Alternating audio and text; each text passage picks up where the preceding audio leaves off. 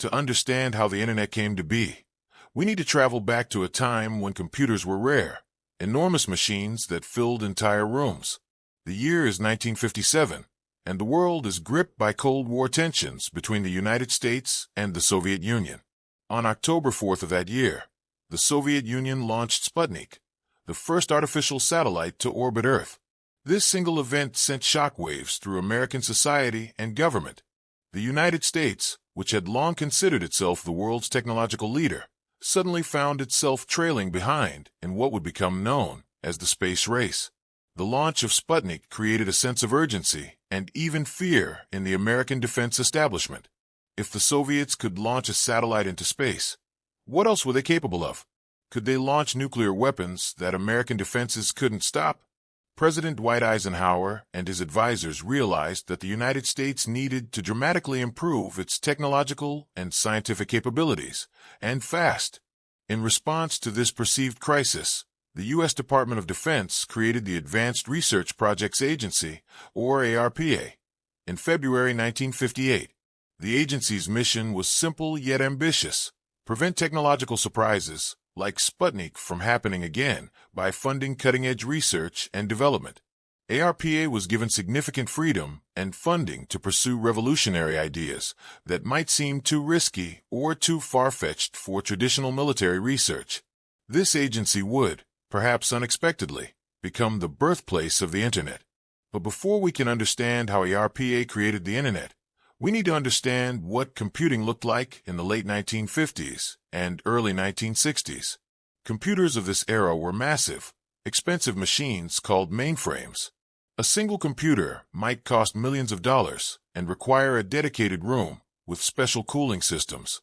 These machines were so valuable and so rare that only major universities, large corporations, and government agencies could afford them. The idea that every person might one day have their own computer would have seemed absurd, like suggesting everyone would own their own factory or power plant. These early computers were also isolated machines. If you wanted to use a computer, you had to physically go to where it was located. You would submit your program on punch cards or paper tape, wait for the computer operators to run your job, and then return later to collect your results. If you were a researcher at MIT and needed to use a computer at Stanford, you couldn't simply connect to it remotely. You would have to mail your punch cards across the country and wait days or weeks for results to be mailed back. This was incredibly inefficient, especially for researchers working on time-sensitive or collaborative projects.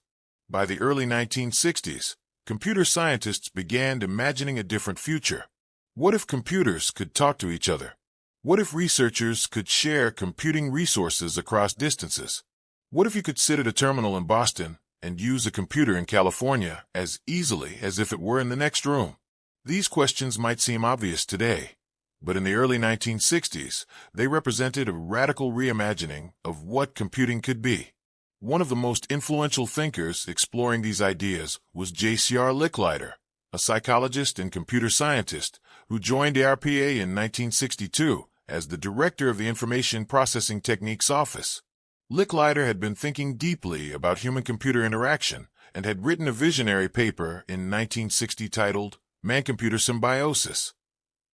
In this paper, he described a future where humans and computers would work together in an intimate partnership, with computers handling routine calculations and information retrieval, while humans focused on creative thinking and decision-making. When Licklider arrived at ARPA, he began promoting an even more ambitious vision. He imagined what he called the Intergalactic Computer Network, a connected system where researchers across the country could share computing resources, exchange data, and collaborate in real time. While the name was somewhat tongue-in-cheek, Licklider was deadly serious about the concept. He sent memos to his colleagues describing this vision and began directing ARPA funding toward projects that could make it a reality. Licklider understood something that many of his contemporaries did not. The real power of computers wasn't just in their ability to calculate, but in their potential to help humans communicate and collaborate. He saw computers not as number-crunching machines, but as communication tools. This insight would prove to be absolutely foundational to the development of the Internet. However, there was a massive technical problem standing in the way of Licklider's vision. The computers of the early 1960s were made by different manufacturers, ran different operating systems, and used completely different and incompatible methods of processing and storing information. An IBM computer couldn't talk to a DEC computer any more than a person speaking only Japanese could have a conversation with someone speaking only Russian. Creating a network that could connect these incompatible machines seemed nearly impossible. The telephone system offered one model for long-distance communication, but it had serious limitations for computer networking. The telephone network used something called circuit switching. When you made a phone call, the telephone system would create a dedicated circuit, a continuous electrical connection between you and the person you were calling. This circuit remained open for the entire duration of your call, whether you were actively talking or sitting in silence. For human conversation, this made perfect sense, but for computer communication, it was incredibly wasteful. Computers don't communicate the way humans do. When two computers exchange information, they do so in bursts. A computer might send a large chunk of data, then wait for a response, then send another chunk. During those waiting periods, a dedicated circuit would sit idle, wasting valuable network capacity. Moreover, if any part of the circuit failed during transmission, the entire connection would be lost. For a network that needed to be robust and efficient, circuit switching was clearly inadequate. In the early 1960s, several researchers independently began developing a revolutionary alternative called packet switching. The key figures in this development were Paul Barron at the RAND Corporation in the United States, Donald Davies at the National Physical Laboratory in England, and Leonard Kleinrock at MIT. Though they worked independently and came at the problem from different angles, they arrived at remarkably similar solutions.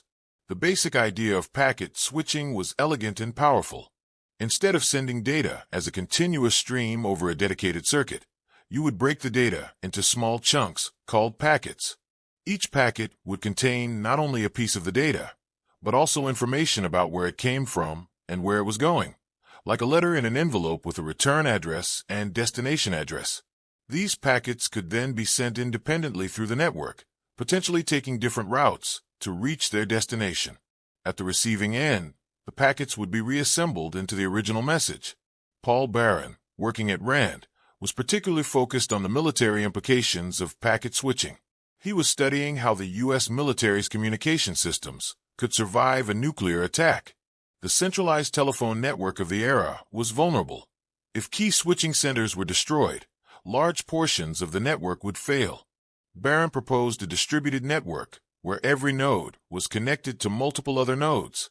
In such a network, if one path was destroyed, packets could simply be routed through alternative paths. The network as a whole would be incredibly resilient, able to function even if large portions of it were damaged or destroyed. Donald Davies in England was thinking about packet switching from a different angle. He was focused on efficiency and resource sharing. Davies coined the term packet and developed detailed specifications for how a packet switching network could work. He demonstrated that packet switching could make much more efficient use of network resources than circuit switching, allowing many users to share the same communication lines without dedicated circuits. Leonard Kleinrock at MIT approached the problem from a mathematical perspective. He developed a queuing theory that proved packet switching could work efficiently and began conducting experiments to validate his theories. Kleinrock's work provided the theoretical foundation that showed packet switching wasn't just a clever idea, but a mathematically sound approach to networking. By the mid-1960s, these ideas were beginning to coalesce. ARPA, under the continued influence of Licklider and his successors, became increasingly interested in funding a project to build an experimental network based on packet switching principles. This network would connect ARPA-funded research computers at various universities, allowing researchers to share resources and collaborate more effectively. In 1966, ARPA hired Larry Roberts, a researcher from MIT's Lincoln Laboratory, to lead the effort to create this network. Roberts had been conducting experiments in remote computer connectivity and was well-versed in the theoretical work on packet switching. He took on the challenge of turning these theoretical concepts into a practical, working network. Roberts faced enormous challenges. He needed to figure out how to physically connect computers that were hundreds or thousands of miles apart. He needed to develop protocols, essentially rules and standards, that would allow incompatible computers to communicate. He needed to solve problems that no one had ever solved before, because no one had ever tried to build anything like this. Roberts began by surveying the landscape of ARPA-funded research computers and identifying which sites would be the initial nodes on the network. He settled on 4 locations for the first phase: UCLA, Stanford Research Institute, the University of California at Santa Barbara, and the University of Utah. These sites were chosen not just for their geographic distribution, but because they were working on cutting-edge research that would benefit from networking, and because they had the technical expertise to help make the network a reality. One of Roberts' key innovations was the concept of the Interface Message Processor, or IMP.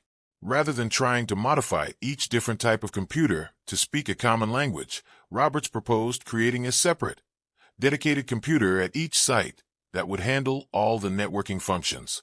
These IMPs would take care of breaking messages into packets, routing packets through the network, and reassembling packets at the destination.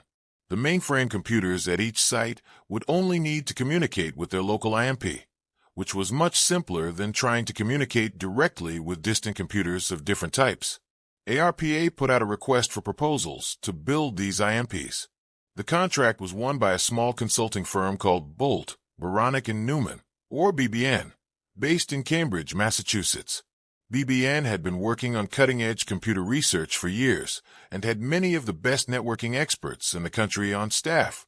The team at BBN, led by Frank Hart, took on the challenge of building the first IMPs.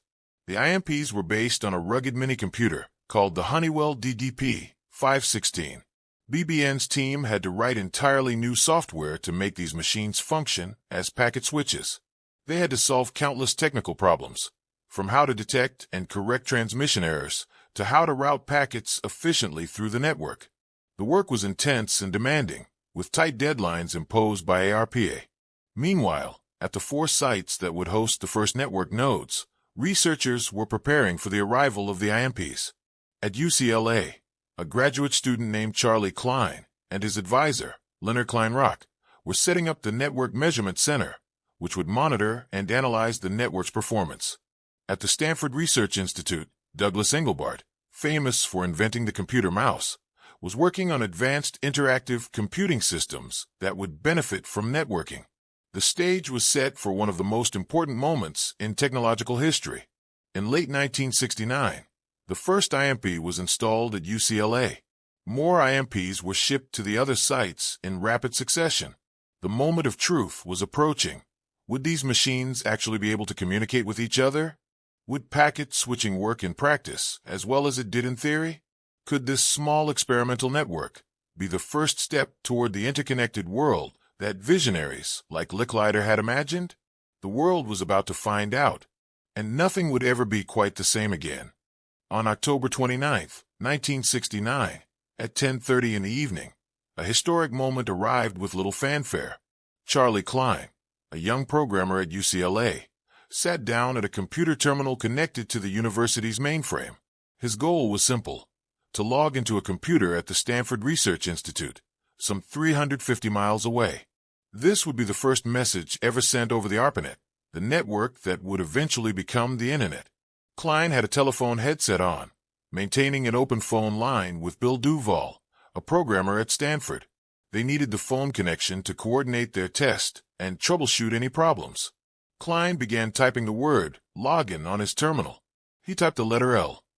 "Do you see the L?" he asked over the phone. "Yes, we see the L," Duval confirmed from Stanford. Klein typed the O. "Do you see the O?" "Yes, we see the O." Then Klein typed the G, and the system crashed. So the first message ever sent over the ARPANET was LO, as in lo and behold. It was an accidental abbreviation, but somehow poetic. After about an hour of troubleshooting and fixing the problem, Klein was able to successfully log into the Stanford computer. The ARPANET was alive. 2 computers had successfully communicated over a long-distance packet switch network for the first time in history. Over the following weeks and months, the network grew. By the end of 1969, all 4 of the initial nodes were connected: UCLA, Stanford Research Institute, UC Santa Barbara, and the University of Utah. The network continued to expand throughout 1970 and 1971, adding nodes at MIT, BBN itself, RAND Corporation, and other institutions. Each new connection required careful planning and testing, but the fundamental technology was proving itself. Packet switching worked.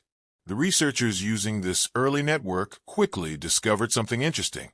While ARPA had envisioned the network primarily as a way to share expensive computing resources, the users found that the most valuable application was something much simpler: communication between people. Researchers began using the network to send messages to colleagues, to share ideas, to collaborate on projects, and simply to chat. The social aspect of networking turned out to be as important, if not more important, than the computational aspect. This realization led to one of the most significant developments in early network history: email. In 1971, a BBN engineer named Ray Tomlinson created the first networked email system. Tomlinson had been working on two separate programs, one that allowed users on the same computer to leave messages for each other, and another that could transfer files between computers on the ARPANET.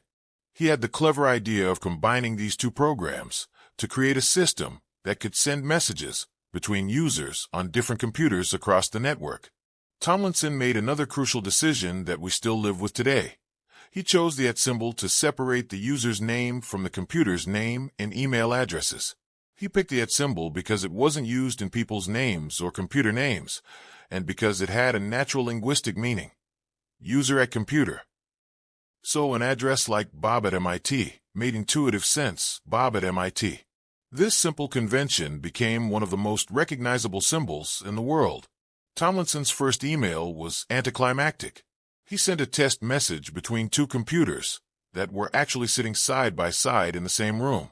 He later admitted he couldn't remember what that first message said, though he thought it was probably something like "Cordy Wyatt" or another meaningless test string. But the implications were profound. For the first time, people could easily send messages to specific individuals at remote locations, and those messages would be delivered almost instantaneously. Email caught on like wildfire among ARPANET users. By 1973, email accounted for 3/4 of all ARPANET traffic. Researchers who had been skeptical about the value of computer networking suddenly became enthusiastic users. Email lists and discussion groups began to form around shared interests. One of the earliest and most popular was SF Lovers, a mailing list for science fiction fans. The social fabric of the network was becoming as important as its technical infrastructure. But as the ARPANET grew, it faced increasingly complex technical challenges. Different parts of the network used different protocols and standards. Adding new types of networks to the ARPANET was difficult and cumbersome. The system worked, but it wasn't elegant, and it wasn't scalable to the kind of massive growth that some visionaries were beginning to imagine. The solution to these problems would come from two researchers who would become legends in Internet history: Vint Cerf and Bob Kahn.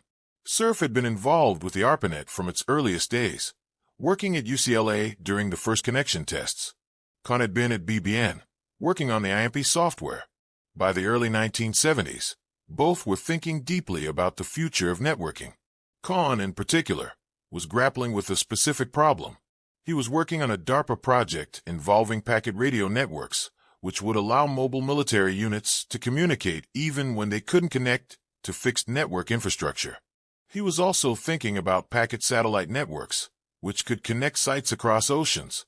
The question was, how could these different types of networks talk to each other? How could a message travel from a computer on a packet radio network to a computer on the ARPANET to a computer on a packet satellite network? In 1973, Kahn approached Cerf with these problems, and they began collaborating on what would become one of the most important papers in the history of computing: A Protocol for Packet Network Intercommunication, published in May 1974. In this paper, Cerf and Kahn described a new set of protocols that could connect any type of network to any other type of network.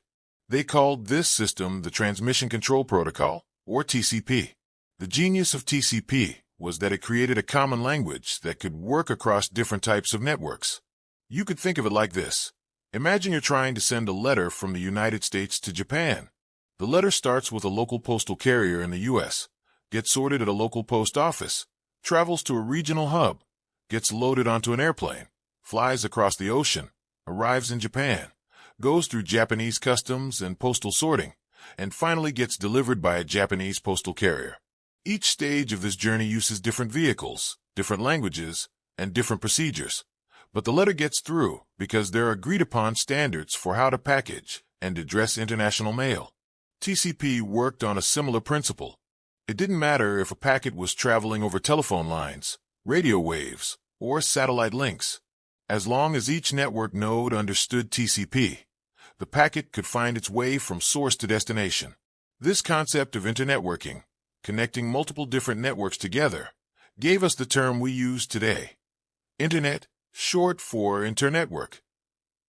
Actually, TCP would soon be split into two protocols. TCP, which handled reliable delivery of data, and IP, or Internet Protocol, which handled addressing and routing. Together, TCP/IP became the fundamental language of the Internet. This split happened because researchers realized that some applications needed reliable delivery, where every packet arrived in order, while others could tolerate some packet loss but needed lower latency. By separating these functions, TCP/IP became more flexible and powerful. Developing TCP/IP was one thing. Getting everyone to adopt it was another. Throughout the late 1970s, Cerf, Kahn, and many other researchers worked on refining the protocols and building implementations for different types of computers. There was resistance from some quarters. Some researchers preferred alternative approaches. Some institutions didn't want to invest the time and money needed to switch to the new protocols. A crucial turning point came in 1983, when the ARPA mandated that all computers on the ARPANET must switch to TCP/IP. This was called Flag Day. On January 1, 1983, the entire ARPANET would simultaneously switch from the old protocols to TCP/IP. It was a risky move. If something went wrong, the entire network could go down. But it worked. The transition was smoother than expected, and suddenly, the ARPANET was running on protocols designed for internetworking from the ground up. Meanwhile, other networks were emerging alongside the ARPANET. Universities that couldn't get ARPANET access began building their own regional networks. In 1981, the National Science Foundation funded a network called CSNET, which connected computer science departments across the country. In 1986, NSF created ENSFnet, a high-speed backbone network connecting supercomputing centers. Crucially, ENSFnet adopted TCP/IP from the start, allowing it to interconnect with the ARPANET and other networks. By the mid-1980s, there wasn't just one network anymore. There was a network of networks, all speaking TCP/IP and able to exchange data with each other. The Internet, in the modern sense of the word, had been born. It was still primarily used by researchers, academics, and government workers, but it was growing rapidly, and its potential was becoming clearer. The culture of the Internet in the 1980s was distinctive. It was collaborative, egalitarian, and driven by a hacker ethic that valued clever solutions and open sharing of knowledge. Many of the key protocols and standards were developed through a process of rough consensus and running code. Researchers would propose ideas, implement them, test them in the real world, and refine them based on what worked. This was very different from the formal, committee-driven standardization processes used in other industries. One of the key institutions embodying this culture was the Internet Engineering Task Force, or IETF, which formed in 1986. The IETF operated on the principle that anyone could participate. You didn't need to be appointed by a government or corporation. If you had good ideas and were willing to do the work, you could help shape the future of the Internet. This open, meritocratic approach would prove crucial to the Internet's success. During this period, several applications emerged that would become staples of Internet use. FTP, or File Transfer Protocol, allowed users to upload and download files between computers. Telnet allowed users to remotely log into distant computers and use them as if they were sitting at a local terminal.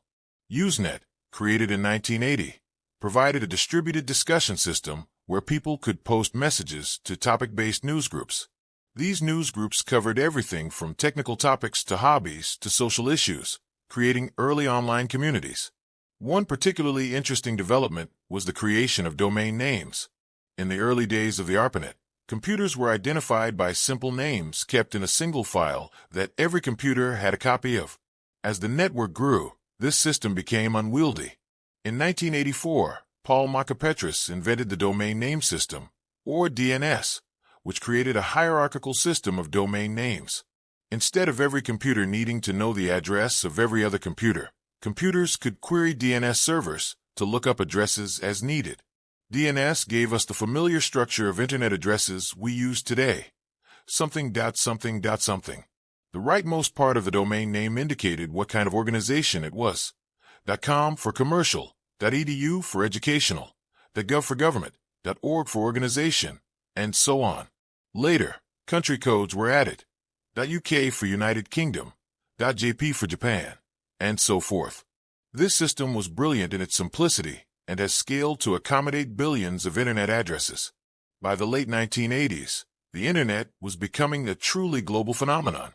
Networks in Europe, Asia, and other parts of the world were connecting to the Internet backbone, adopting TCP/IP, and joining the global network. The number of connected computers was growing exponentially. In 1984, there were about 1,000 computers connected to the Internet. By 1989, there were over 100,000. Yet, despite this growth, the Internet remained largely the province of technical experts. It had no graphical interface, no mouse-driven navigation.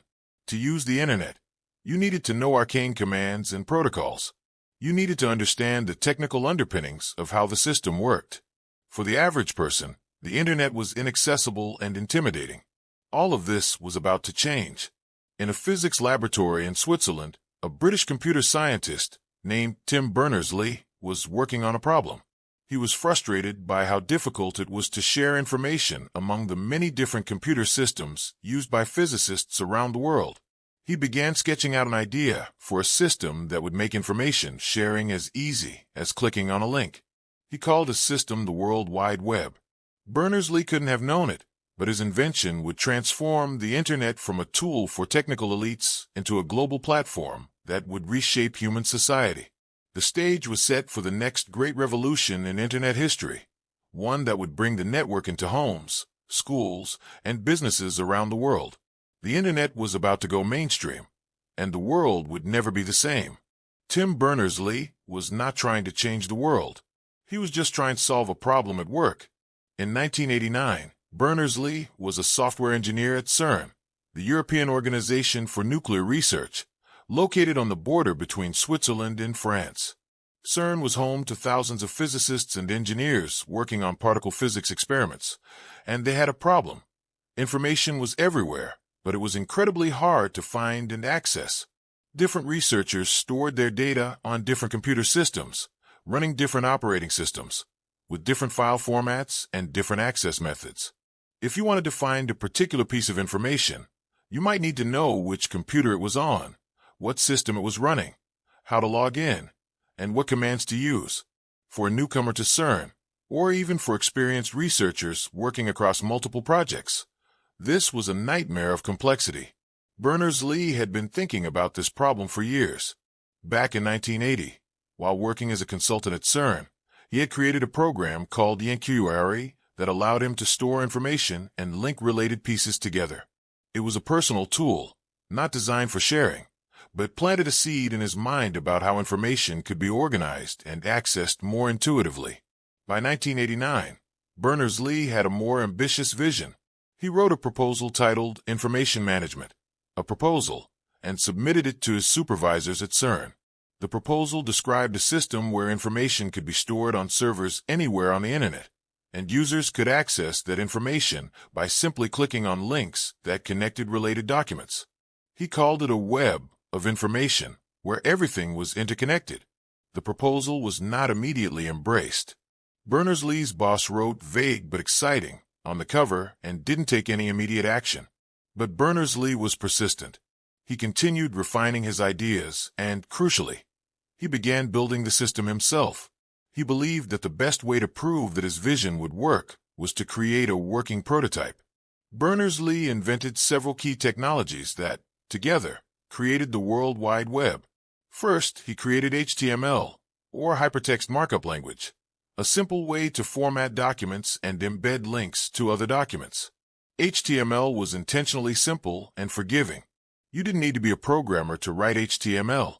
You could learn the basic tags in an afternoon and start creating web pages. Second, he invented HTTP, or Hypertext Transfer Protocol, which defined how web browsers and web servers would communicate with each other. When you click on a link in a web page, your browser sends an HTTP request to a server, and the server sends back an HTTP response containing the requested page. This request-response model was elegant and efficient. Third, he created URLs, or Uniform Resource Locators, a standardized way to address resources on the web. Every web page, every image, every file would have a unique URL that specified exactly where it could be found.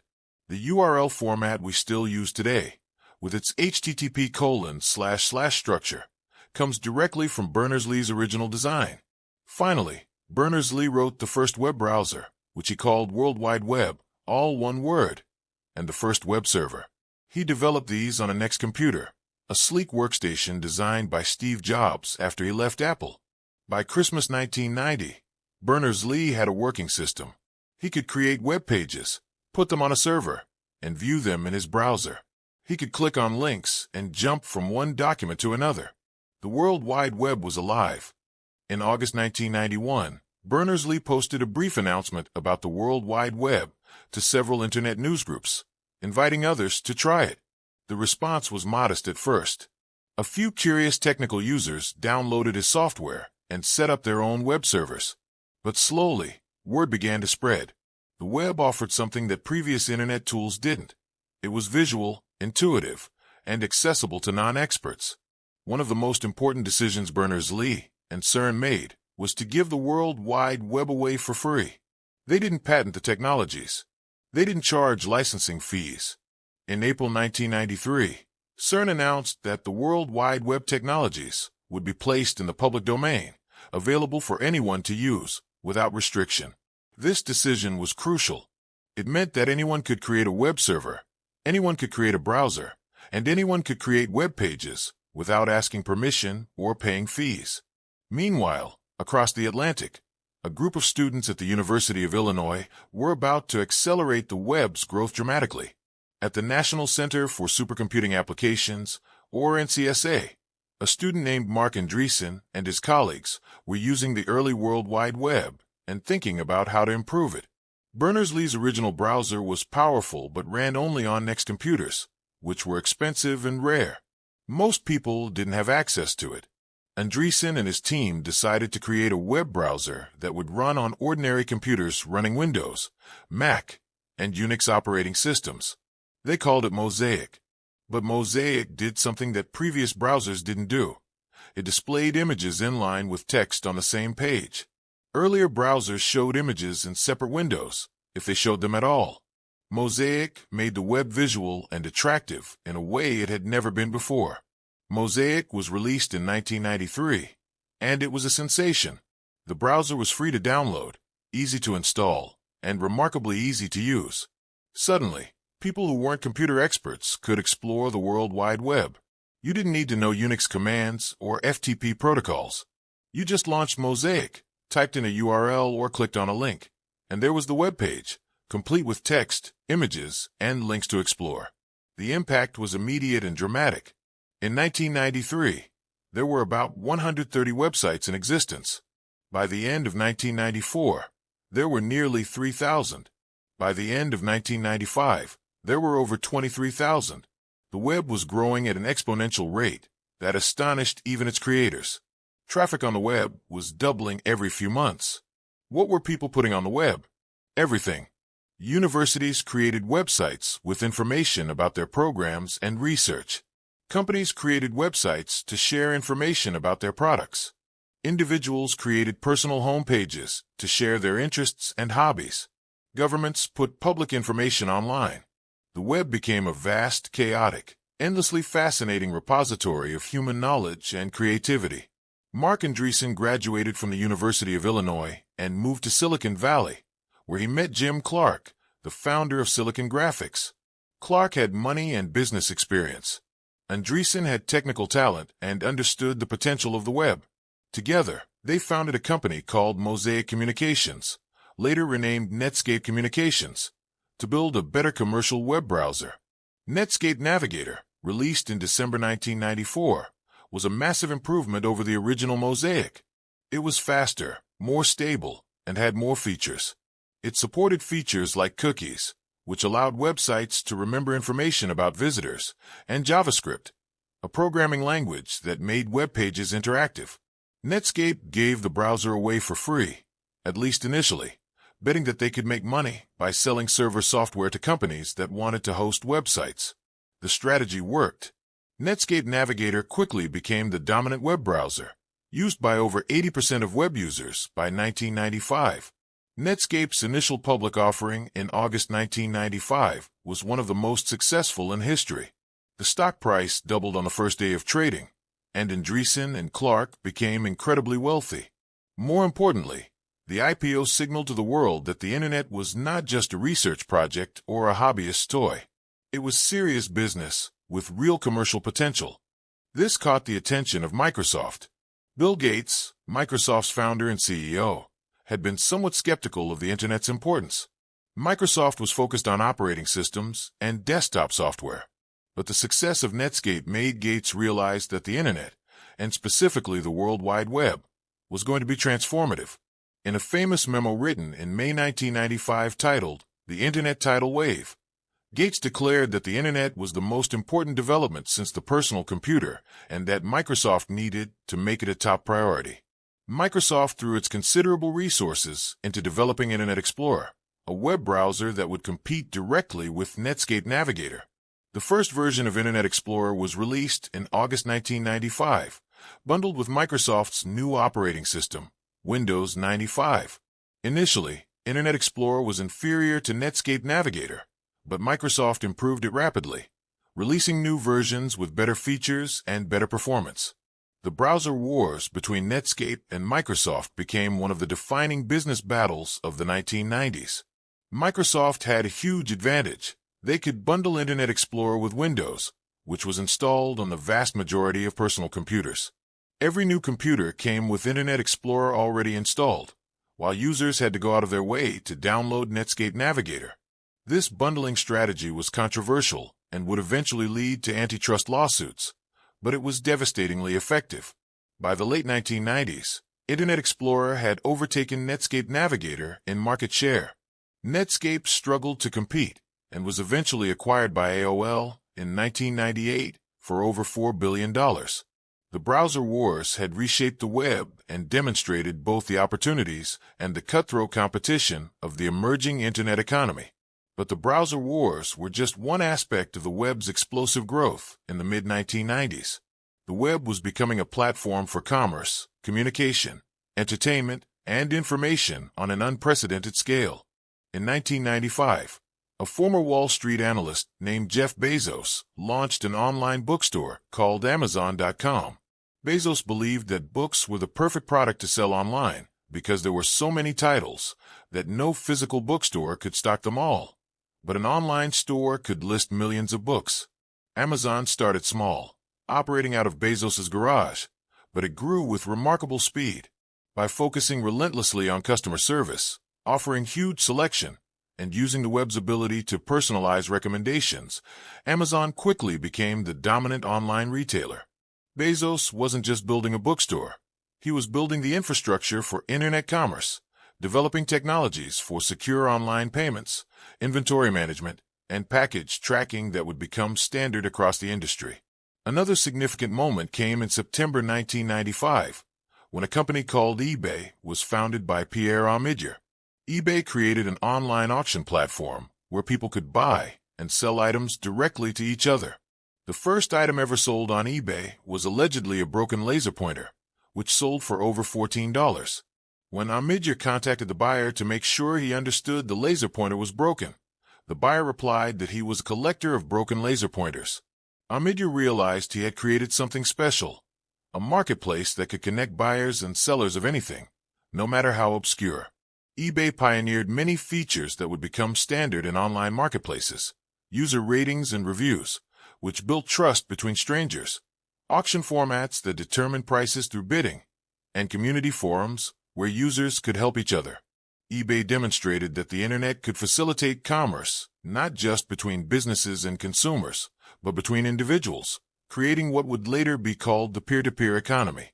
In 1998, two Stanford graduate students named Larry Page and Sergey Brin launched a search engine called Google.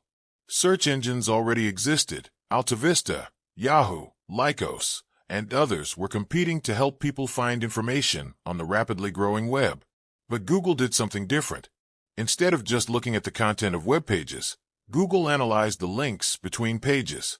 Page and Brin's insight was that links were like votes. If many web pages linked to a particular page, that page was probably important and authoritative. This algorithm, called PageRank, produced remarkably good search results.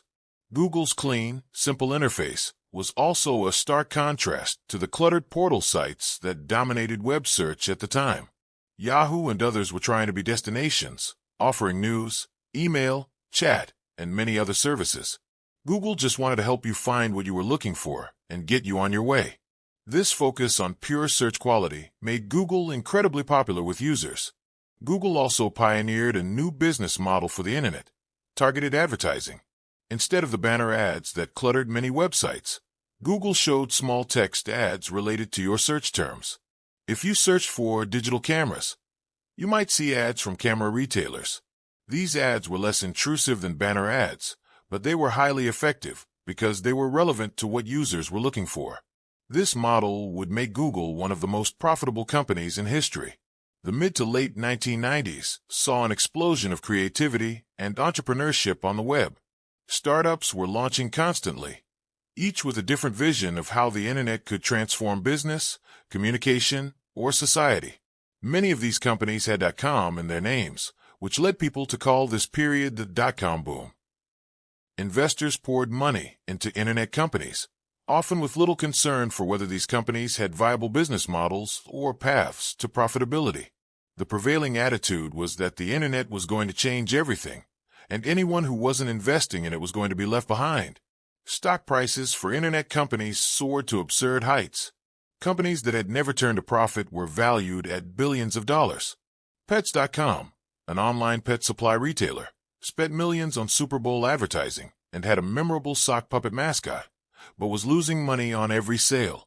Webvan promised to deliver groceries to your door, but spent hundreds of millions building an infrastructure before it had proven that customers actually wanted the service at prices that would be profitable. The web was also becoming a platform for media and content. News organizations rushed to establish web presences, initially unsure whether to charge for content or give it away for free. Entertainment companies experimented with distributing music and video over the internet. Napster, launched in 1999, allowed users to share MP3 music files directly with each other, creating a decentralized network for music distribution that the record industry saw as piracy and tried desperately to shut down. Blogs were emerging as a new form of personal publishing. Unlike traditional journalism, which required access to printing presses or broadcast licenses, anyone could start a blog and share their thoughts with the world. Some blogs became influential sources of news and commentary. The barrier between professional and amateur content creators was breaking down, democratizing media in ways that were both exciting and concerning. By the end of the 1990s, the World Wide Web had transformed from an obscure tool used by researchers into a global phenomenon touching hundreds of millions of lives. It had enabled new forms of commerce, new forms of communication, and new forms of community. It had created enormous wealth for some and had captured the imagination of a generation.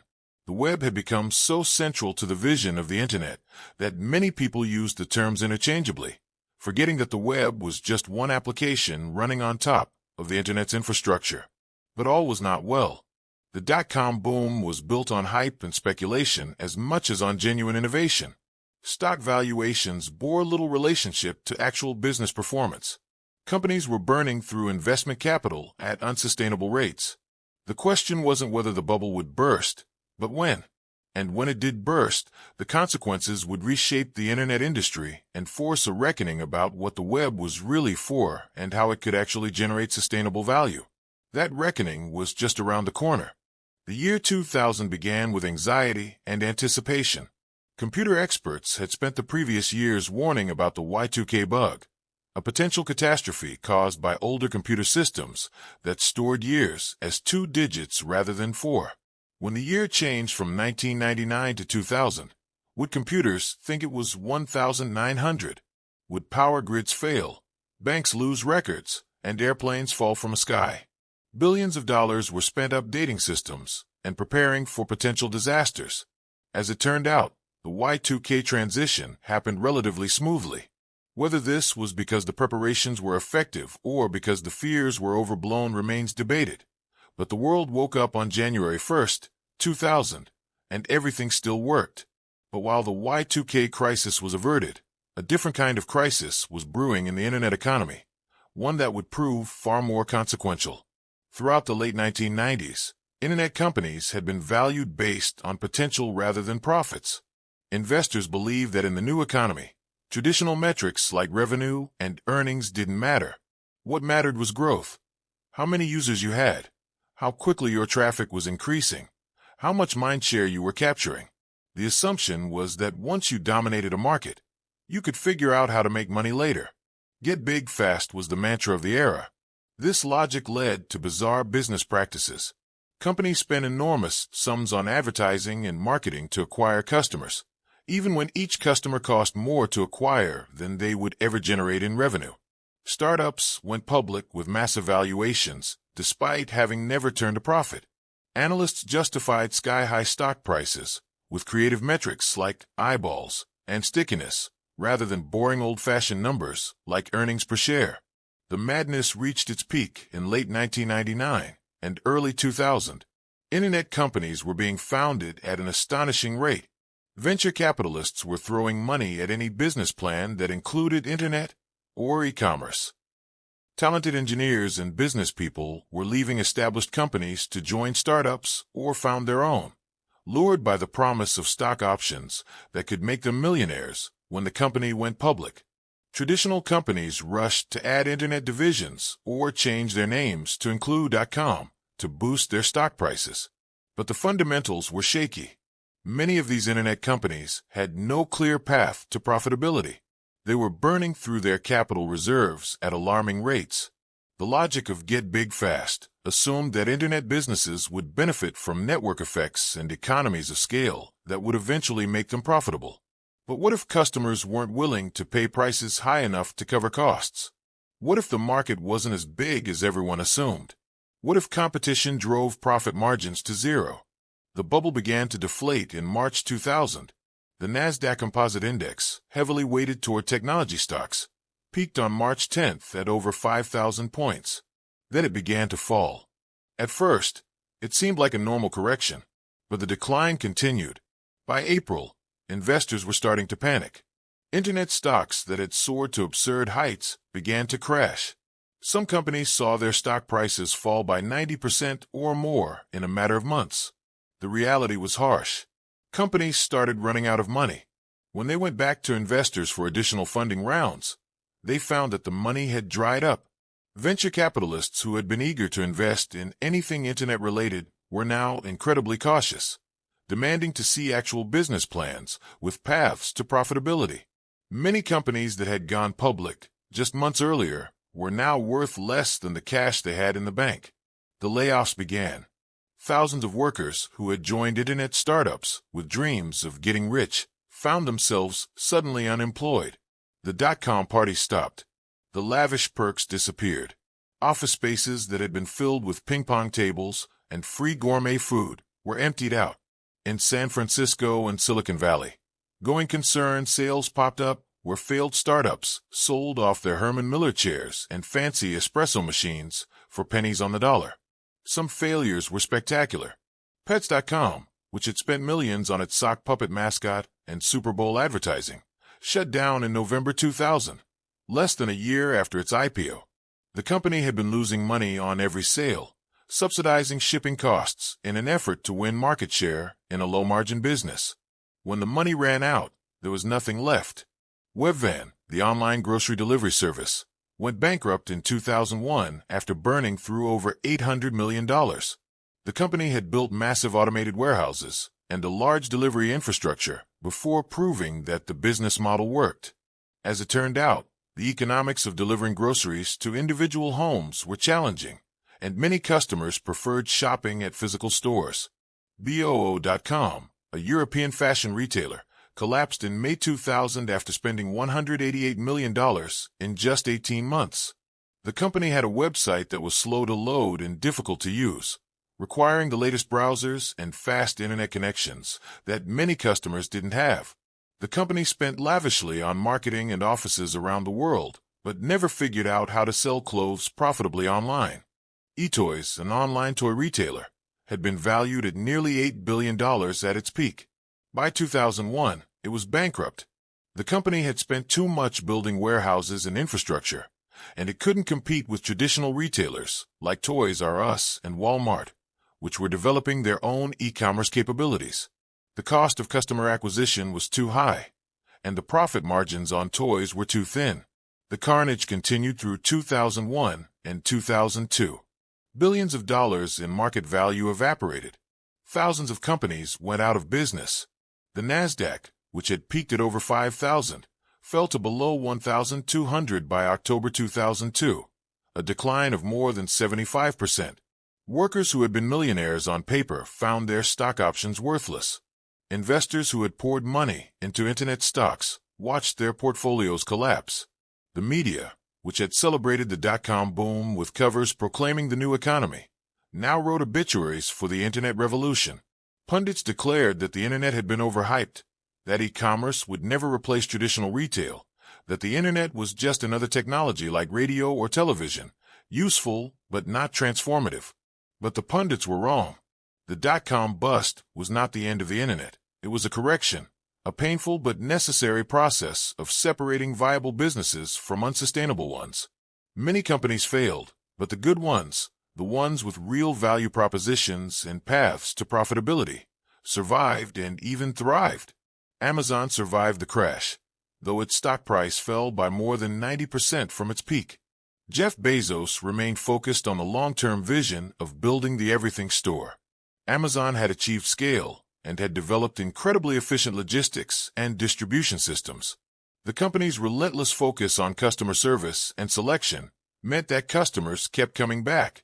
When the dust settled, Amazon emerged stronger, having outlasted many competitors. eBay also survived and prospered. The company had real revenue from the fees it charged on auctions. It had created a genuine marketplace with millions of buyers and sellers, and the network effects were real. The more buyers there were, the more sellers wanted to list items, which attracted more buyers. eBay weathered the storm and continued growing. Google, which had only been founded in 1998, was not a public company during the worst of the crash, and thus was somewhat insulated from the market panic. The company continued developing its search technology and its advertising business. By the time the dust settled, Google was positioned to dominate internet search and advertising for the next 2 decades. The survivors learned important lessons from the crash. Profitability mattered. Customer acquisition costs needed to be lower than customer lifetime value. Sustainable business models were more important than rapid growth at any cost. The companies that succeeded were those that provided genuine value to users and could generate revenue that exceeded their costs. The crash also changed the culture of Silicon Valley. The excessive optimism and reckless spending of the boom years gave way to a more measured, sustainable approach.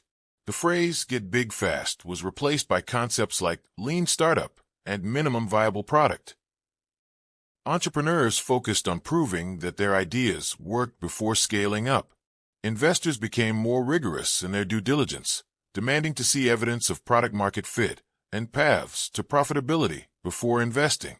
Interestingly, the infrastructure built during the boom years didn't disappear. All those fiber optic cables that had been laid, all that server capacity that had been built, all those technologies that had been developed, they were still there.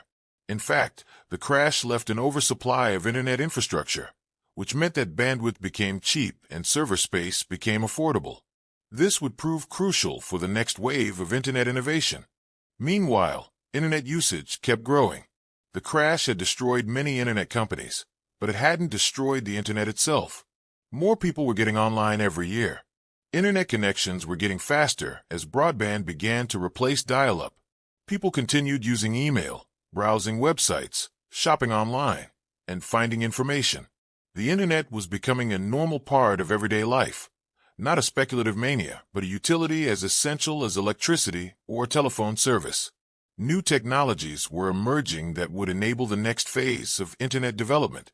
Blogging platforms like Blogger and WordPress made it easy for anyone to publish content online without knowing HTML or web design.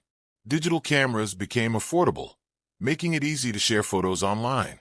Peer-to-peer file sharing networks, despite legal challenges, demonstrated the power of distributed systems. Wireless networking was becoming common, freeing internet access from the Ethernet cable. Perhaps most importantly, people were starting to think about the internet differently. During the boom, the internet was seen primarily as a commercial platform, a way to make money through e-commerce or advertising. After the bust, there was renewed interest in the internet's potential for communication, community, and collaboration. The idealistic vision that had motivated the internet's early pioneers was being rediscovered. This shift in thinking would give rise to what observers would later call Web 2.0, though the term wouldn't be coined until 2004. The idea was that the web was evolving from a platform where companies published content and users consumed it, to a platform where users themselves created and shared content. The web was becoming more interactive, more social, more participatory. Early signs of this shift were already visible by the early 2000s. Wikipedia, launched in 2001 by Jimmy Wales and Larry Sanger, was an encyclopedia that anyone could edit. The idea seemed crazy. How could you trust information that could be edited by anonymous users? Wouldn't vandals and cranks fill it with nonsense? But Wikipedia's community of volunteer editors developed processes for maintaining quality, and the encyclopedia grew rapidly. By demonstrating that large-scale collaboration could produce valuable resources, Wikipedia pointed toward new possibilities for the internet. Friendster, launched in 2002, was an early social networking site that allowed users to connect with friends and friends of friends. The site grew quickly, reaching millions of users, though technical problems and management issues would eventually cause it to be superseded by competitors. But Friendster showed that there was huge demand for online social networking. In 2003, a new company called LinkedIn launched, focusing on professional networking. Unlike Friendster, which was about personal friendships, LinkedIn was about business connections.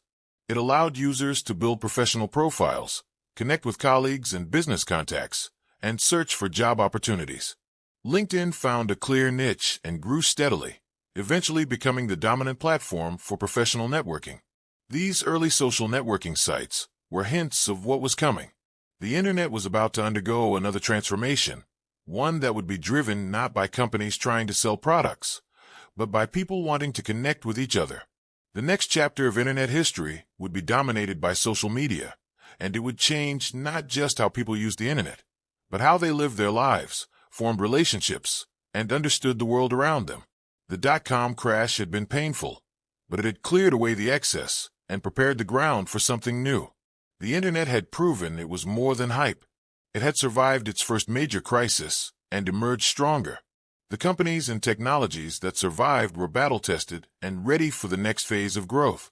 The stage was set for the rise of social media and the transformation of the internet from a network of documents into a network of people. In February 2004, a Harvard sophomore named Mark Zuckerberg launched a website called The Facebook from his dorm room. The site was initially limited to Harvard students and had a simple premise. It would be an online directory where students could create profiles, upload photos, and connect with classmates. Within 24 hours, over 1,000 Harvard students had signed up. Within a month, more than half of Harvard's undergraduate population had profiles. The concept wasn't entirely new. Friendster and MySpace already existed, and college campuses had physical Facebooks, printed directories with photos and names of students. But Zuckerberg's implementation had something special. The site was clean and fast. It was exclusive, requiring a college email address to join, which made it feel special and trustworthy. And it spread through real social networks, with students inviting their actual friends rather than connecting with random strangers. The Facebook expanded to other Ivy League schools, then to universities across the country, and eventually to high schools. In September 2006, it opened to everyone over 13 with a valid email address and shortened its name to simply Facebook. By this point, the platform had over 10 million users. But that was just the beginning. Facebook would grow to become one of the most influential companies in the world, fundamentally changing how billions of people communicate, share information, and understand their social relationships. But Facebook didn't emerge in a vacuum. By 2004, the Internet was undergoing a profound transformation that would later be called Web 2.0. This wasn't a technical upgrade, like going from HTTP version 1 to version 2. Instead, Web 2.0 described a shift in how the Internet was used and what it was for. The web was evolving from a collection of static pages published by companies and institutions to a dynamic, interactive platform where ordinary users created and shared content. Blogging had exploded in popularity. Platforms like Blogger, WordPress, and LiveJournal made it easy for anyone to publish their thoughts online. By 2004, millions of blogs existed, covering every imaginable topic from politics to parenting, from technology to cooking. Some bloggers became influential voices in their fields, sometimes rivaling traditional journalists in reach and impact. The term blogosphere emerged to describe this interconnected network of blogs, where writers linked to each other, commented on each other's posts, and engaged in ongoing conversations. The rise of blogs challenged traditional media gatekeepers. You didn't need to work for a newspaper or magazine to have your writing reach thousands of people. You didn't need an editor's approval to publish your ideas. This democratization of publishing was exhilarating for many, but concerning for others. How could readers distinguish reliable information from opinion or misinformation? What happened to editorial standards and fact-checking? These questions would become increasingly urgent as user-generated content proliferated. In October 2003, a small startup called Delicious launched a social bookmarking service. Instead of saving bookmarks in your browser, where only you could see them, you could save them to Delicious and tag them with keywords. This created a collective intelligence system where you could see what others had bookmarked and discover popular or interesting content. The concept of social curation, having a community collectively identify and organize valuable content, was a key element of Web 2.0. Another milestone came in February 2005 with the launch of YouTube. 3 former PayPal employees, Chad Hurley, Steve Chun, and Jawed Karim, created a platform where anyone could upload and share videos. The first video, uploaded by Karim in April 2005, was an 18-second clip of him at the San Diego Zoo saying, "All right, so here we are in front of the elephants." It was mundane and unremarkable, but it represented something revolutionary: video sharing for everyone. Before YouTube, sharing video online was technically challenging. Video files were large, requiring significant bandwidth and storage. Different video formats were incompatible with different systems. YouTube solved these problems by handling all the technical complexity behind the scenes. You just uploaded your video, and YouTube would compress it, host it, and provide a simple link to share. The phrase "broadcast yourself" captured YouTube's democratic spirit. You didn't need a television network or film studio to reach an audience. YouTube's growth was explosive. Within a year, users were uploading 65,000 new videos per day, and the site was getting 100 million video views per day. The content was incredibly diverse: amateur music videos, skateboarding tricks, comedy sketches, political commentary, cute animal clips, educational tutorials, and countless other categories. Some videos went viral, spreading rapidly through email and social networks to reach millions of viewers. The concept of viral content was itself a product of Web 2.0. In the old media paradigm, content spread through institutional channels. A TV network decided what shows to air. A newspaper decided what stories to publish. In the new paradigm, content spread through social sharing. If something was funny, interesting, outrageous, or emotionally resonant. People would share it with their friends, who would share it with their friends, and so on. The best content rose to prominence organically through popularity, rather than through institutional gatekeeping. Google recognized YouTube's potential and acquired the company in October 2006 for $1.65 billion, an enormous sum for an 18-month-old company that wasn't profitable. But Google understood that YouTube wasn't just a video hosting service. It was becoming a fundamental part of internet culture and a major source of online traffic. The acquisition proved prescient. YouTube would become one of the most visited websites in the world and eventually a major source of revenue for Google. Meanwhile, MySpace had become the dominant social networking platform. Founded in 2003, MySpace allowed users to customize their profiles with colors, music, and graphics, creating a highly personalized expression of identity. By 2006, MySpace was the most visited website in the United States, surpassing even Google. Musicians found MySpace particularly useful for connecting with fans and sharing music. The platform launched the careers of artists like Lily Allen and Arctic Monkeys, who built massive followings through their MySpace pages. But MySpace's dominance would be short-lived. Facebook, with its cleaner interface, stronger privacy controls, and focus on real identities rather than anonymous profiles, was growing rapidly.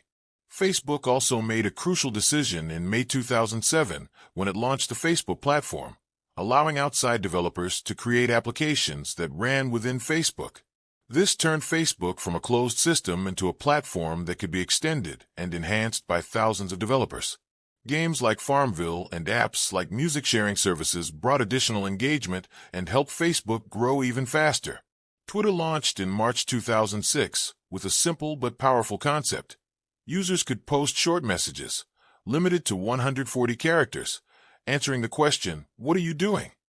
These messages, called tweets, could be read by anyone who followed you. The character limit forced brevity and made Twitter feel immediate and conversational. Critics initially dismissed Twitter as trivial. Who cares what someone had for lunch? But Twitter proved to be a powerful tool for real-time communication, news sharing, and public conversation. Twitter found its moment during several high-profile events.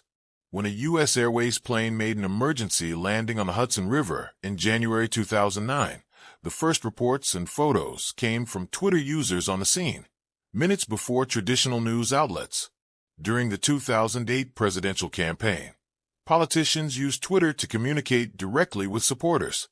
During protests and political upheavals, activists used Twitter to organize and share information when traditional media was censored or restricted. Twitter became known as a platform for breaking news and public discourse. The rise of social media platforms transformed how people experience the internet. Instead of actively seeking out websites to visit, users increasingly spent their time on social platforms where content came to them through their social feeds. Facebook's news feed, introduced in 2006, was revolutionary in this regard. Instead of having to visit each friend's profile to see what they'd posted, all updates appeared in a single, continuously updating stream. This made Facebook incredibly sticky. Users could scroll endlessly through updates from friends, feeling connected to their social network without leaving the site. This shift had profound implications for how information spread online. In the early web, you found information through search engines or by directly visiting websites. In the social web, information found you, shared by your friends and connections. This created filter bubbles, where you primarily saw content that your social network deemed interesting, potentially reinforcing existing viewpoints and limiting exposure to diverse perspectives. Social media also changed the nature of privacy and publicity. In earlier internet eras, you could maintain separation between different aspects of your life. Your professional contacts didn't need to know about your weekend activities. Your college friends didn't need to meet your work colleagues. But Facebook encouraged you to have a single, unified identity online. This collapse of context created social awkwardness and occasionally serious problems when party photos were seen by employers or when personal opinions reached unintended audiences. The quantification of social relationships was another significant change. On Facebook, you could see exactly how many friends someone had. On Twitter, follower counts were publicly visible. On YouTube, View counts and subscriber numbers were prominently displayed. This turned social status into a measurable, comparable metric, which had psychological impacts, particularly on younger users who grew up with social media as a constant presence in their lives. User-generated content platforms also created new economic opportunities. YouTube partners could earn money from advertising on their videos, creating a new category of content creators or influencers who made their living producing online content. Some YouTubers built massive followings and earned substantial incomes, changing the nature of entertainment and celebrity. The barrier to becoming a media personality had essentially disappeared. You just needed a camera and something interesting to say or do. Wikipedia continued its remarkable growth during this period. By 2007, the English Wikipedia had over 2 million articles, making it the largest encyclopedia in history. Amazingly, it was created entirely by volunteers working without pay, motivated by the satisfaction of contributing to a public resource. Wikipedia demonstrated that given the right tools and incentives, large-scale collaboration could produce something valuable and enduring. The Wikipedia model inspired other collaborative projects, from OpenStreetMap to various open-source software projects. Reddit, founded in 2005, became another important platform for user-generated content and community discussion. Reddit's structure of subreddits, topic-specific communities with their own rules and cultures, allowed for remarkable diversity. You could find communities devoted to science, politics, hobbies, entertainment, and countless other topics. Reddit's voting system, where users could upvote or downvote posts and comments, created a form of collective content curation where the most interesting or valuable contributions rose to the top.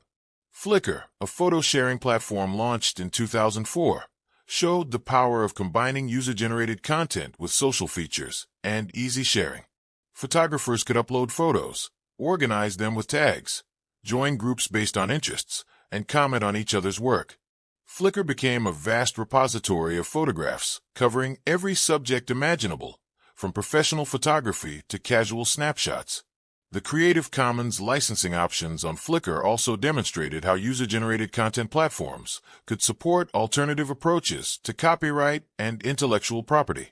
Podcast technology, which had been developing since the early 2000s, began to flourish. Podcasts were essentially radio shows that people could download and listen to whenever they wanted. The barriers to creating a podcast were low. You needed a microphone, recording software, and a server to host the files. This led to an explosion of podcast content covering every conceivable topic. Like blogs and YouTube, podcasts democratized media creation, allowing anyone with something to say to potentially reach a global audience. The smartphone revolution, which began with the iPhone's launch in June 2007, would amplify all these trends. Suddenly, people could access social media, watch YouTube videos, and consume internet content anywhere, not just when sitting at a computer. The mobile internet was always on, always accessible, fundamentally changing patterns of internet use. People checked Facebook while waiting in line, watched YouTube videos on the bus, tweeted during live events. The internet was becoming a constant companion, rather than something you logged onto. By 2010, social media had become a central part of internet culture and, for many people, daily life. Facebook had over 500 million users. Twitter had become a major platform for news and public discourse. YouTube was the second most popular website in the world after Google. The way people communicated, shared information, and understood their social relationships had been fundamentally transformed in less than a decade. But this transformation raised important questions that society was only beginning to grapple with. What did it mean for privacy when people shared so much of their lives online? How did social media affect mental health, particularly for young people?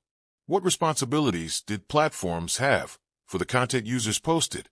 How should society respond when social media was used to spread misinformation or coordinate harassment? What happened to journalism and traditional media when advertising dollars shifted to social platforms? These questions would become increasingly urgent in the years ahead, as social media's influence continued to grow and its darker sides became more apparent. On January 9, 2007, Steve Jobs walked onto a stage in San Francisco and announced that Apple was going to reinvent the phone. He wasn't exaggerating. The iPhone, which went on sale in June 2007, was unlike any mobile phone that had come before it. It had no physical keyboard, relying instead on a revolutionary multi-touch screen. It ran a complete operating system with a real web browser, email client, and media player. And it was beautiful, with an elegant interface that made computing feel natural and intuitive in a way that previous smartphones never had. The initial iPhone had limitations. It only worked on AT&T's network in the United States. It didn't have an app store. You could only use the applications that Apple had built into it. It was expensive, costing $600 at launch. It couldn't run on fast 3G networks, only slower 2G. Yet despite these limitations, the iPhone was immediately transformative. Suddenly, carrying a computer in your pocket that could access the internet anywhere didn't feel like a science fiction dream. It felt like something you could actually do. The real revolution came a year later, in July 2008, when Apple launched the App Store. This was a marketplace where outside developers could create and sell applications that ran on the iPhone. Apple would review each app to ensure quality and security, take a 30% commission on sales, and handle all the payment processing. For developers, it was an unprecedented opportunity. They could create applications for a platform with millions of users and distribute them globally without manufacturing physical products or negotiating with retailers.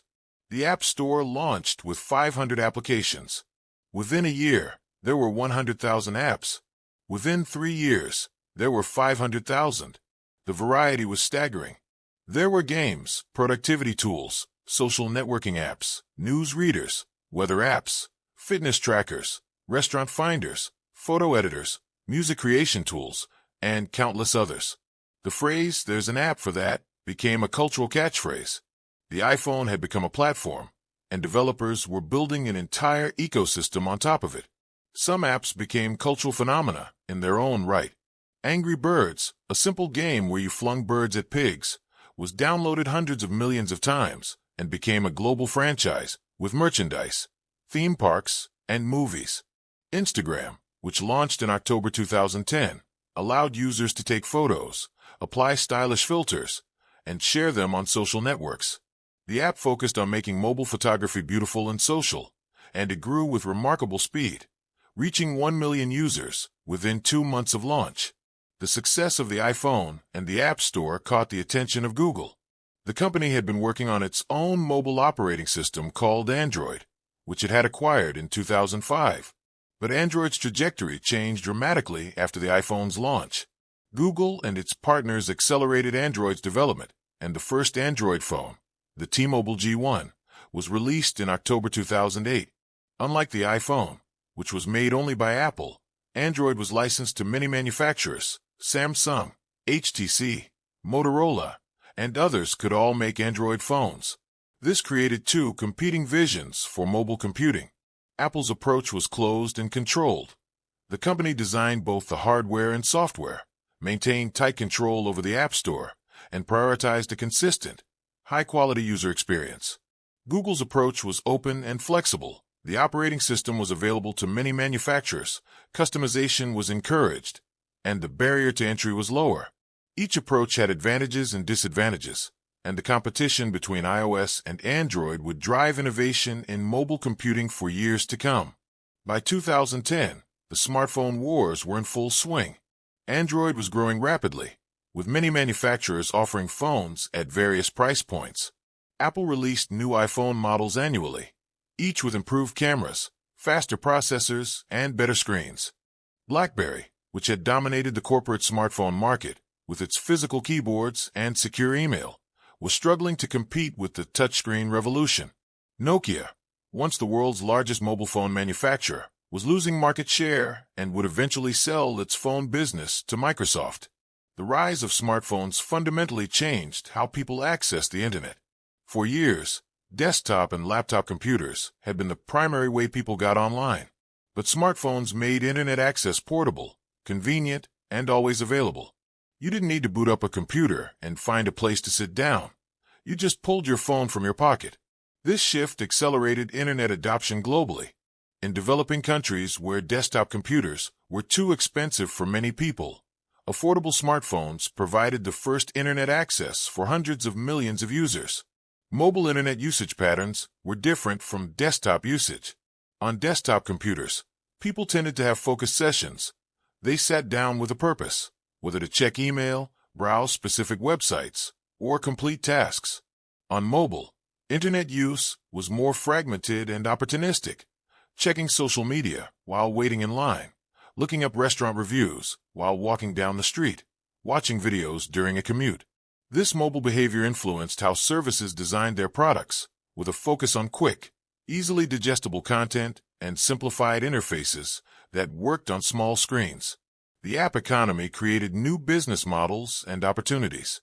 Free apps supported by advertising became common, with companies like Google providing mobile versions of their services that generated ad revenue. In-app purchases allowed developers to offer free apps that users could enhance with paid features or virtual goods. Subscription models became popular for services that provided ongoing value. Some apps used a freemium model, offering basic features for free and premium features for paying customers. The gig economy emerged alongside the mobile revolution, enabled by smartphones and apps. In 2009, Uber was founded in San Francisco with a simple premise: use a smartphone app to connect people who needed rides with drivers who had cars. The app handled everything: requesting a ride, matching you with a nearby driver, navigation, payment, and ratings. Uber didn't own cars or employ drivers in the traditional sense. It was a platform connecting supply and demand. The Uber model proved incredibly powerful and was quickly replicated across industries. Lyft emerged as a competitor in ride-sharing. Airbnb, founded in 2008, allowed people to rent out rooms or entire homes to travelers, turning anyone with extra space into a potential hotelier. TaskRabbit connected people who needed help with odd jobs to people willing to do those jobs. DoorDash, Postmates, and similar services enabled restaurant delivery from establishments that didn't have their own delivery infrastructure. These platforms were controversial. Traditional taxi services argued that Uber operated illegally without proper licensing and regulation. Hotel associations fought Airbnb, claiming it violated housing laws and removed rental units from the housing market. Labor advocates argued that gig workers were misclassified as independent contractors rather than employees, denying them benefits and protections. Yet consumers loved the convenience and often lower prices, and the gig economy platforms grew rapidly despite regulatory challenges and protests. The mobile revolution also transformed commerce. Mobile payments became possible with services like Square, which launched in 2010 and allowed anyone with a smartphone to accept credit card payments using a small card reader that plugged into the phone's headphone jack. This democratized payment processing, allowing small businesses, independent contractors, and even individuals at garage sales to accept card payments without expensive merchant accounts. Apps like Venmo, launched in 2009, made it easy to send money to friends. Splitting a restaurant bill, paying your share of rent, or reimbursing someone for concert tickets became as simple as sending a text message. The social features of Venmo, where you could see friends' transactions with emoji-filled descriptions, turned payments into a social activity.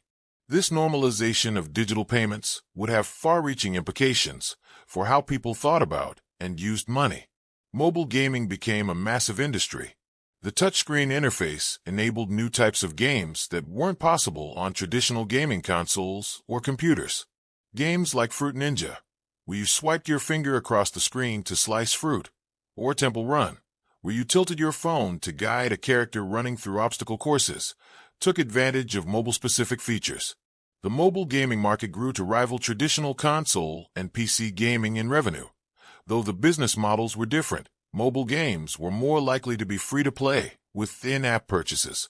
Cloud computing, which had been developing throughout the 2000s, became increasingly important in the mobile era.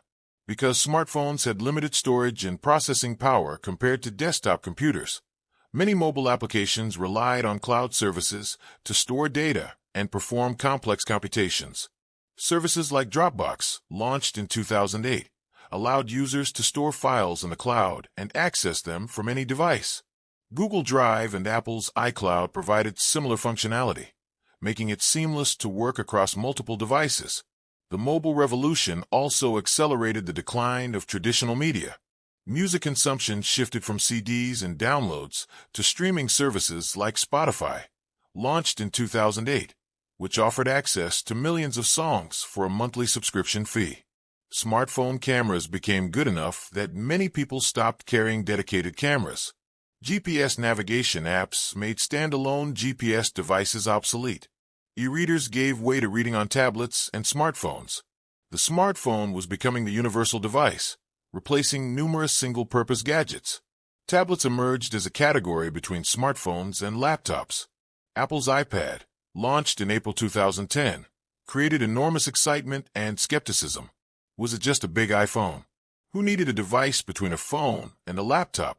But the iPad found its audience, people who wanted a more comfortable device for web browsing, reading, and media consumption than a smartphone could provide, without the complexity of a full laptop.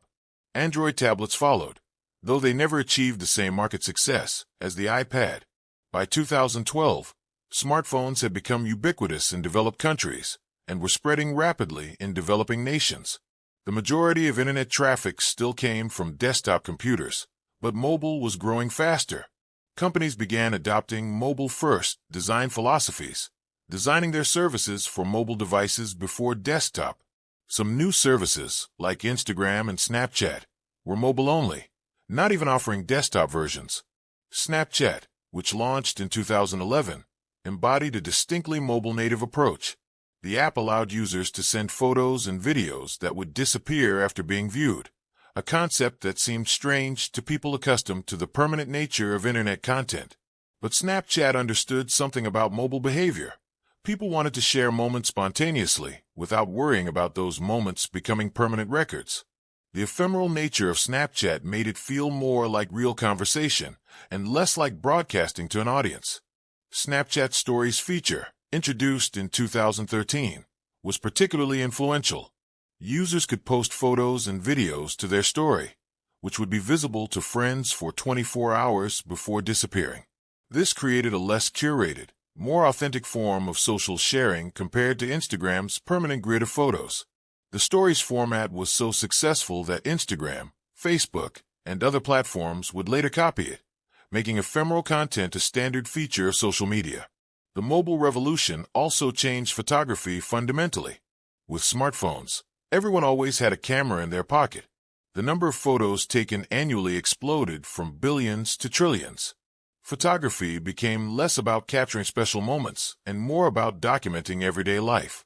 The rise of selfies, photos people took of themselves, reflected this shift. Selfies became a cultural phenomenon, simultaneously celebrated as self-expression and criticized as narcissistic. Either way, they were undeniably popular. Mobile messaging apps became enormous globally, though their adoption varied by region. WhatsApp, founded in 2009, became the dominant messaging platform in many countries, offering free text and voice messaging over internet connections rather than using expensive SMS. Facebook acquired WhatsApp in 2014 for an astounding $19 billion, recognizing that messaging was becoming a primary mode of communication. WeChat in China and Line in Japan developed into super apps that went far beyond messaging to include payments, shopping, news, and countless other features. The constant connectivity enabled by smartphones raised concerns about technology addiction and mental health. People found themselves compulsively checking their phones, unable to go more than a few minutes without looking at social media or messages.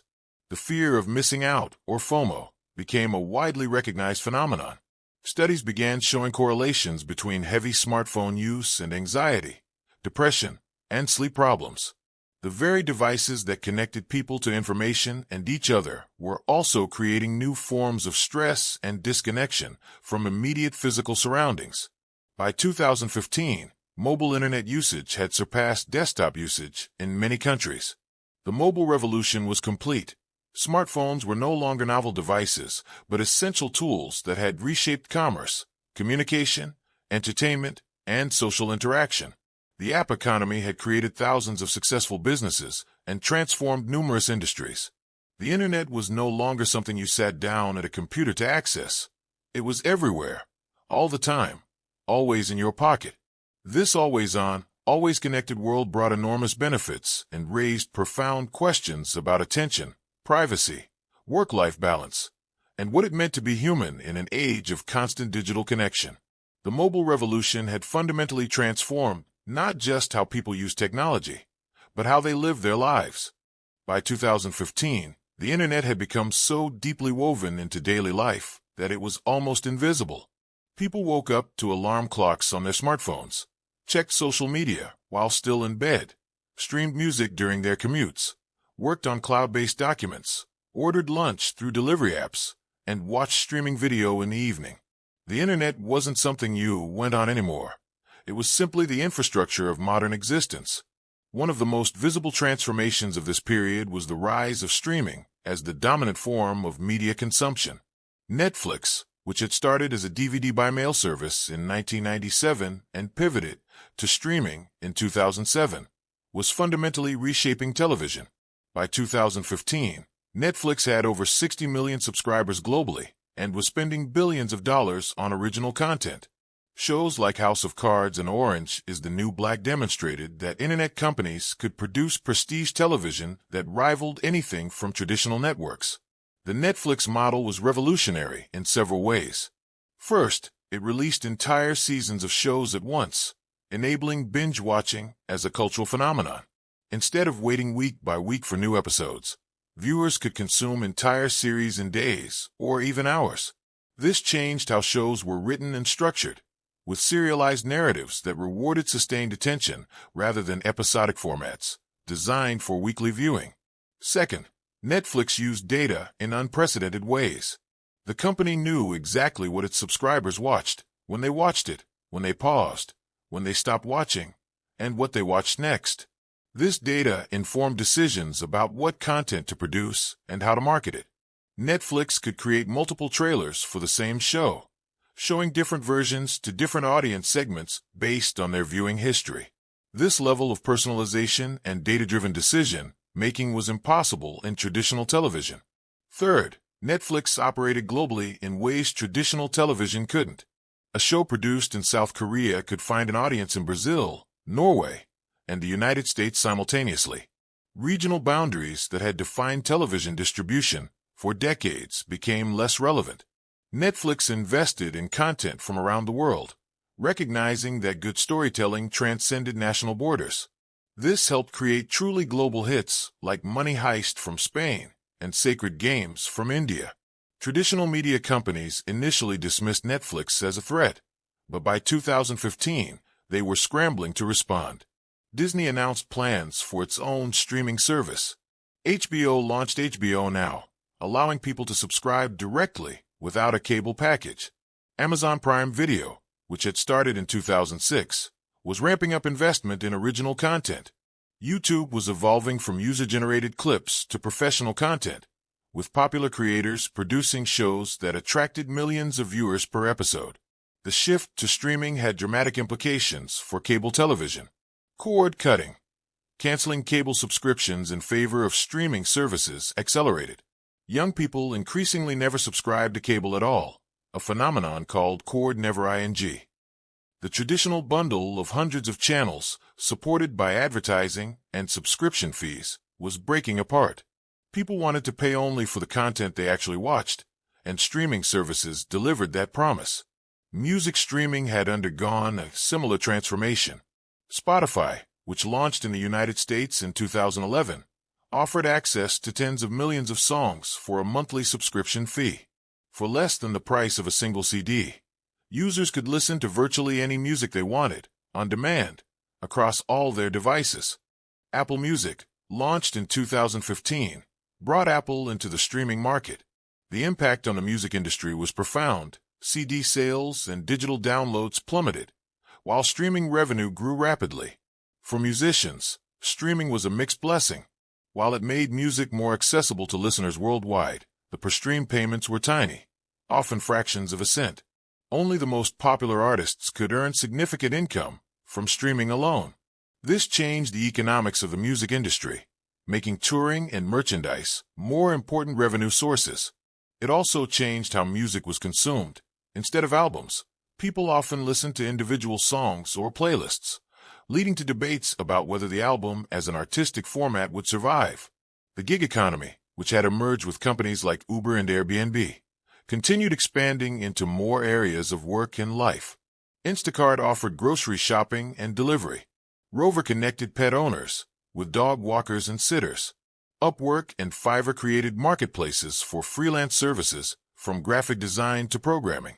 The common thread was using internet platforms to match supply and demand, replacing traditional employment relationships with independent contractor arrangements mediated by apps. Proponents argued that the gig economy offered flexibility and opportunity, allowing people to work when and how they wanted. Gig workers could be their own bosses, set their own schedules, and supplement or replace traditional employment. For consumers, these services offer convenience and often lower prices than traditional alternatives. For the platforms, the model was incredibly scalable. They could expand rapidly without the overhead of employees, vehicles, or physical infrastructure. Critics argued that the gig economy was exploitative, shifting risk and costs from companies to workers while denying them employee benefits and protections. Gig workers had no health insurance, no retirement benefits, no paid time off, no unemployment insurance. They bore the cost of their vehicles, phones, and insurance.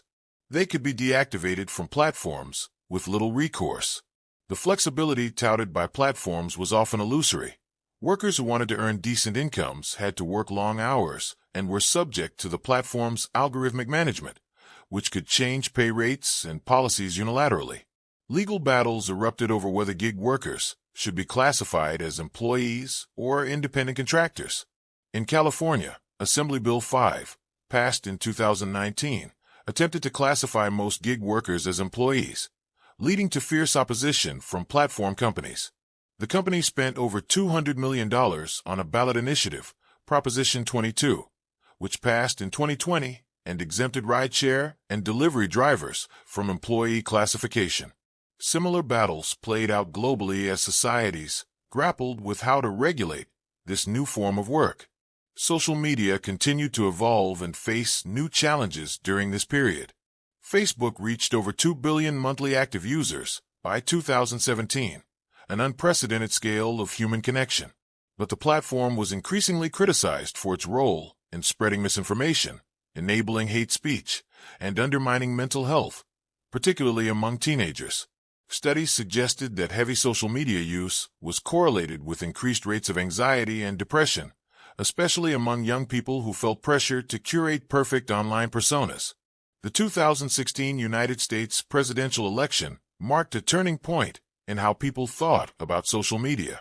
Russian operatives used Facebook and Twitter to spread divisive content and influence the election, according to intelligence agencies and investigative reports. Facebook was criticized for allowing advertisers to target messages to specific demographic and psychographic groups with minimal oversight. The Cambridge Analytica scandal, which broke in 2018, revealed that a political consulting firm had harvested data from millions of Facebook users without their consent to build psychological profiles for targeted political advertising. These revelations sparked intense debate about the power and responsibility of social media platforms. Were they neutral platforms that simply allowed people to communicate? Or were they publishers responsible for the content on their sites? Should they be regulated like telecommunications companies, media companies, or something entirely new? How should they balance free speech with preventing harm? These questions became more urgent as it became clear that social media wasn't just reflecting society, but actively shaping it, influencing elections, amplifying extremism, and changing how people understood truth and reality. Facebook and other platforms responded by hiring thousands of content moderators, developing AI systems to detect problematic content, and making changes to their algorithms to reduce the spread of misinformation. But these efforts were often criticized as too little too late, and platform moderation decisions themselves became controversial. When should platforms remove content versus add warning labels?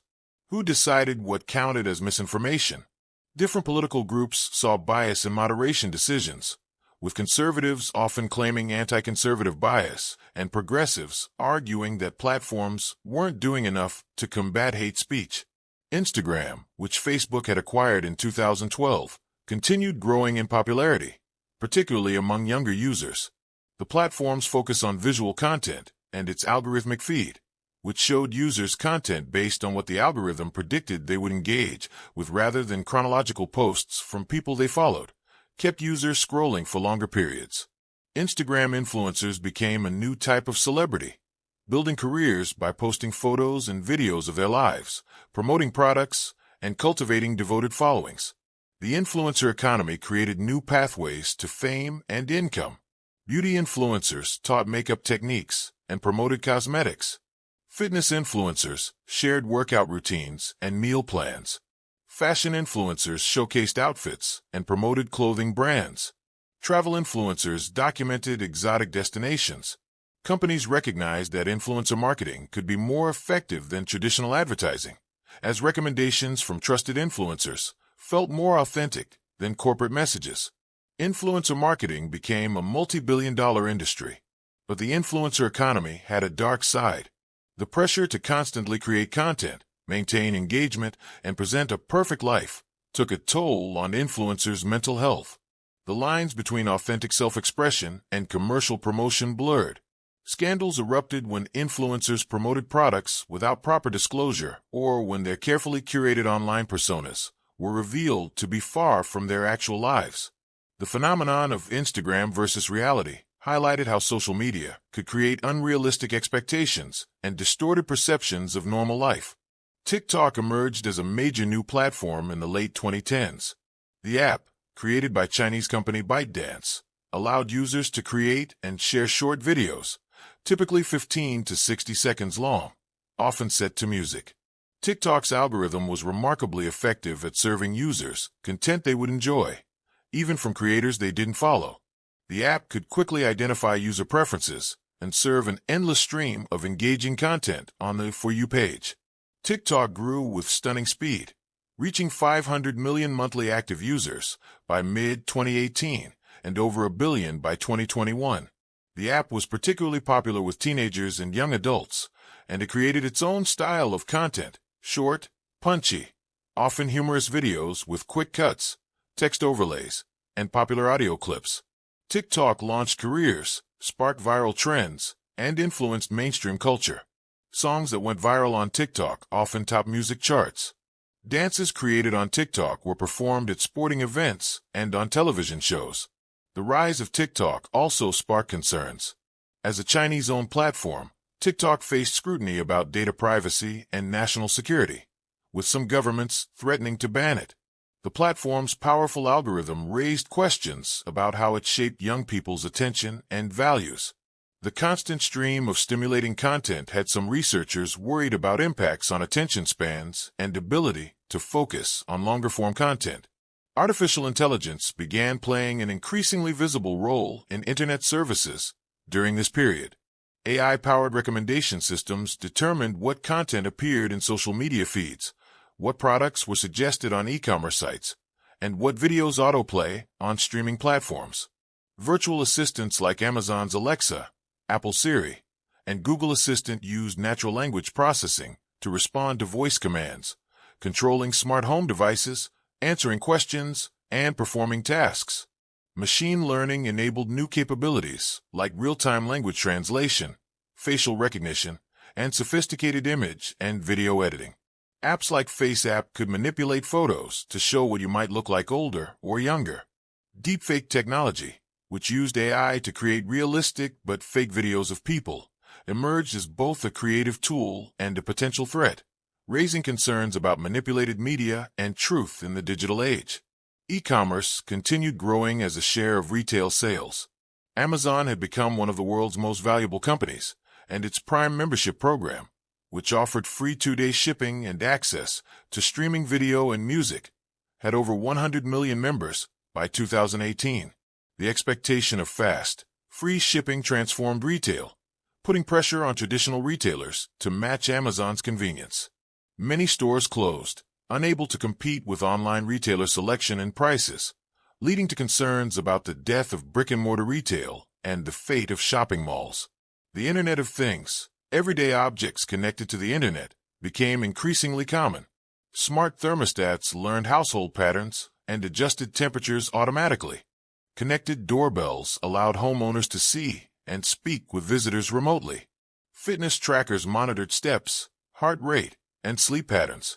Smart speakers responded to voice commands and controlled connected devices throughout the home. This proliferation of connected devices raised privacy concerns, as these devices collected vast amounts of data about people's behaviors, habits, and private lives. Cloud computing had become the backbone of internet infrastructure. Instead of companies running their own servers, they increasingly relied on cloud providers like Amazon Web Services, Microsoft Azure, and Google Cloud. This shift made it easier and cheaper to launch new services and scale them rapidly. A startup could build a service that could handle millions of users without investing in physical infrastructure. But it also meant that much of the internet relied on a small number of cloud providers, creating new single points of failure and concerns about the concentration of power. By 2020, the internet had evolved far beyond what its early pioneers could have imagined. It wasn't just a network connecting computers, but a platform that mediated work, commerce, entertainment, social relationships, and access to information. The major internet companies, Google, Facebook, Amazon, Apple, were among the most valuable and powerful companies in the world. The internet had created enormous wealth, enabled new forms of creativity and connection, and transformed how societies functioned. But it had also created new problems and exacerbated existing ones. The concentration of power in a few platform companies raised antitrust concerns. The gig economy challenged traditional employment relationships and worker protections. Social media had become a vector for misinformation and political manipulation. Data privacy was an ongoing crisis as companies collected ever more detailed information about users.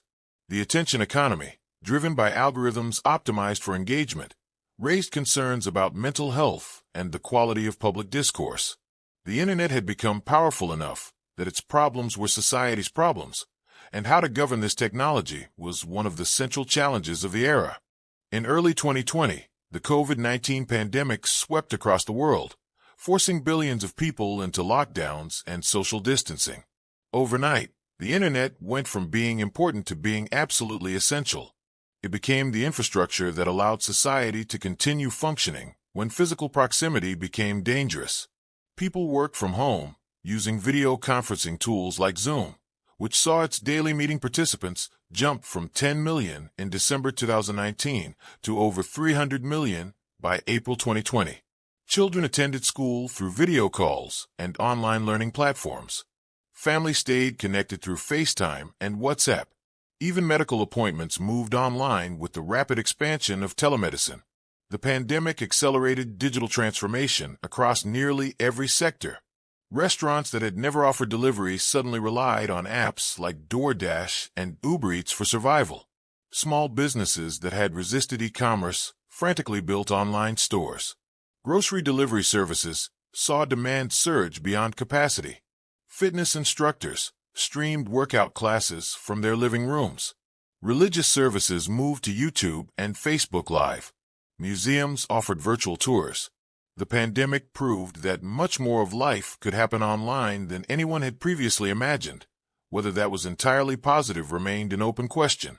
E-commerce exploded during the pandemic. Amazon hired hundreds of thousands of workers to meet surging demand. Online sales as a percentage of total retail jumped years ahead of projections in a matter of months. Many traditional retailers that had been struggling accelerated their decline, with iconic chains declaring bankruptcy. The pandemic seemed to have permanently shifted consumer behavior toward online shopping, even as physical stores eventually reopened. Remote work, which had been gradually increasing, became the norm for millions of knowledge workers almost overnight. Companies discovered that productivity didn't necessarily require everyone in an office. This realization sparked debates about the future of work. Some companies announced they would allow permanent remote work, while others insisted on eventual returns to offices. Questions about work-life balance, productivity monitoring, career advancement for remote workers, and the fate of commercial real estate dominated business discussions.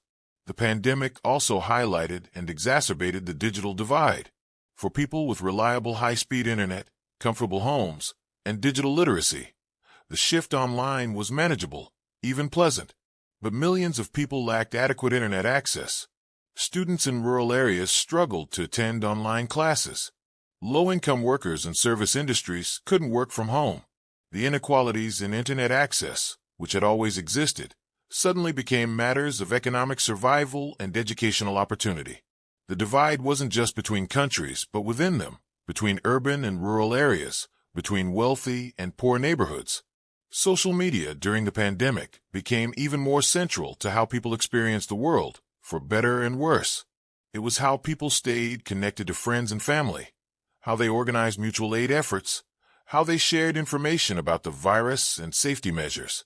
But it was also a vector for dangerous misinformation about COVID-19, spreading false claims about the virus's origins, ineffective or harmful treatments, and conspiracy theories about vaccines and public health measures. The misinformation problem forced platforms into more aggressive content moderation. YouTube, Facebook, and Twitter began removing content that contradicted health authorities about COVID-19. These decisions were controversial, with some praising platforms for finally taking responsibility and others crying censorship. The tension between free speech and preventing harm became acute. Who should decide what information was true? What happened when official guidance changed as scientific understanding evolved? How could platforms moderate content at the scale of billions of posts per day? The 2020 United States presidential election further inflamed debates about social media's role in democracy. False claims about election fraud spread rapidly on social platforms despite efforts to label or remove misinformation. After the January 6, 2021 attack on the U.S. Capitol, major platforms took unprecedented action, suspending or banning then-President Trump's accounts. This raised fundamental questions about the power of private companies to control political speech. Supporters of the bans argued that platforms had a responsibility to prevent incitement to violence. Critics worried about the precedent of tech companies having power to silence political leaders. These events accelerated discussion of platform regulation. In Europe, the Digital Services Act and Digital Markets Act imposed new requirements on major platforms regarding content moderation, data practices, and competition. In the United States, debates about Section 230 of the Communications Decency Act, which provided platforms immunity for user-generated content, intensified. Should platforms be treated as publishers legally responsible for content? Should they face antitrust action to reduce their market power? How could regulation protect users without stifling innovation or empowering government censorship? Privacy concerns reached new heights during this period. The ubiquity of smartphones, smart home devices, and tracking technologies meant that people's movements, behaviors, and communications were constantly being recorded. Data breaches exposed personal information of millions. Revelations about how companies collected and used data shocked even tech-savvy users. Apple responded by introducing App Tracking Transparency in 2021, requiring apps to ask permission before tracking users across other apps and websites. This decision had massive implications for the digital advertising industry, particularly affecting Facebook's ability to target ads. The conversation about big tech's power became mainstream. Amazon, Apple, Facebook, and Google faced antitrust investigations and lawsuits in multiple countries. Critics argued these companies had become too powerful, stifling competition, abusing market dominance, and wielding too much influence over information, commerce, and public discourse. The companies defended themselves by pointing to the value they provided to users and the competitive pressures they faced. But it was clear that the era of uncritical enthusiasm for tech giants had ended. Cryptocurrency and blockchain technology captured significant attention and investment during this period.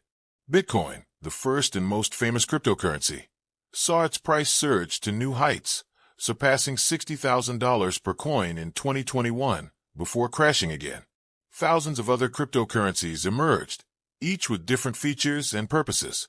Advocates believed cryptocurrency could revolutionize finance by enabling peer-to-peer transactions without banks or governments as intermediaries, providing financial services to people without bank accounts, and creating new economic systems. Non-fungible tokens, or NFTs, became a phenomenon in 2021. NFTs used blockchain technology to create unique digital tokens that could represent ownership of digital art, collectibles, or other assets. Some NFTs sold for millions of dollars, leading to a speculative frenzy. Artists saw potential for new revenue models. Skeptics saw a bubble driven by speculation and questioned the environmental impact of blockchain technology's energy consumption. By 2022, the NFT market had largely collapsed, with most NFTs becoming essentially worthless, validating skeptics' concerns about the speculative nature of the market. The broader cryptocurrency market faced turbulence in 2022. Multiple cryptocurrency exchanges and investment platforms collapsed, with some involving fraud and mismanagement. FTX, one of the largest cryptocurrency exchanges, spectacularly imploded in November 2022, with its founder facing criminal charges. These failures highlighted the risks of an unregulated financial system and led to calls for stronger oversight of cryptocurrency markets. Web3 emerged as a buzzword representing a vision of a more decentralized internet. Proponents argued that Web 1.0 was read-only. Web 2.0 was read-write and social, but controlled by platforms, and Web 3.0 would be read-write-own, with users having true ownership of their data and digital assets through blockchain technology. Critics dismissed Web 3 as a solution looking for a problem, arguing it was technically inefficient, environmentally damaging, and often just a rebranding of speculative cryptocurrency projects. Meanwhile, artificial intelligence was advancing rapidly, though often invisibly to most users. AI systems were translating languages, recommending content, filtering spam, recognizing faces, transcribing speech, and performing countless other tasks. But in late 2022, AI suddenly became visible and controversial in new ways. AI image generators like Midjourney, Stable Diffusion, and DALL-E 2 allowed anyone to create sophisticated images from text descriptions, raising questions about creativity, copyright, and the future of visual art. Then, in November 2022, OpenAI released ChatGPT, and artificial intelligence exploded into mainstream consciousness. ChatGPT was a conversational AI that could engage in remarkably human-like dialogue, write essays, explain complex topics, help with coding, and perform a wide variety of language tasks. Within 5 days, it had 1 million users. Within 2 months, it had 100 million users, making it the fastest-growing consumer application in history. The response to ChatGPT was a mixture of excitement and alarm. Some saw it as a revolutionary tool that would enhance human productivity and creativity. Teachers, writers, programmers, and professionals in countless fields began experimenting with how AI could assist their work. But others worried about job displacement, academic integrity, the spread of AI-generated misinformation, and existential risks from increasingly capable AI systems. Companies rushed to integrate generative AI into their products. Microsoft invested billions in OpenAI and integrated AI features into its Office suite and Bing search engine. Google released its own AI chatbot, Bard, later renamed Gemini. Countless startups emerged promising AI-powered solutions for every conceivable problem. The AI boom drew comparisons to previous technology hype cycles, with debates about whether this was another bubble or a genuinely transformative technology. The training of these AI systems on internet data raised complex legal and ethical questions. Artists and writers whose work was used to train AI systems without permission objected, arguing this was copyright infringement. AI companies argued their use was transformative and protected fair use. Lawsuits were filed, and courts would need to resolve questions about copyright and AI that existing law hadn't anticipated. There were also concerns about bias in AI systems, as models trained on internet data could perpetuate or amplify societal prejudices. The nature of truth and authenticity online became increasingly fraught. AI could generate convincing fake images, videos, and text. Deepfakes could show people saying things they never said. Social media was filled with bot accounts and AI-generated content. Trust in online information declined as people struggled to distinguish real from fake. The phrase "pics" or "it didn't happen" lost its meaning when pics could easily be fabricated. Platforms and researchers worked on detection methods, but it was an arms race between generators and detectors. Mental health concerns about social media intensified. Whistleblowers from Facebook revealed internal research showing the company knew Instagram was harmful to teenage girls' mental health, but failed to adequately address it. Studies link social media use to increased rates of anxiety, depression, and suicide among young people. Some countries considered or implemented age restrictions on social media. Parents grappled with how to manage their children's online lives. A growing movement advocated for digital minimalism and intentional technology use. The creator economy matured into a significant economic force.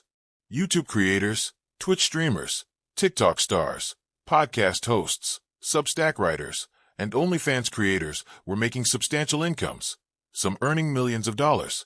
Platforms develop features to help creators monetize their content, subscriptions, tips, premium content, live shopping. The dream of making a living as an independent creator seemed more attainable than ever, though the reality was that most creators earned little, while a small percentage captured the majority of income. Concerns about internet addiction and screen time became mainstream. People reported feeling unable to control their technology use, compulsively checking phones and social media. The design of apps and platforms, optimized for engagement, was compared to gambling machines designed to be addictive. Some jurisdictions required social media platforms to implement features to help users manage their time. Digital well-being became a concern not just for individuals, but for public health. The metaverse became a focus for some tech companies, particularly Meta, which rebranded from Facebook in 2021 to reflect its investment in virtual and augmented reality. The vision was of immersive 3D virtual worlds where people could work, play, and socialize. Meta invested billions in developing metaverse technologies, though adoption remained limited and many users found the current experiences awkward and limited. Whether the metaverse represented the future of the internet or was another hype technology that would fail to live up to promises remained unclear.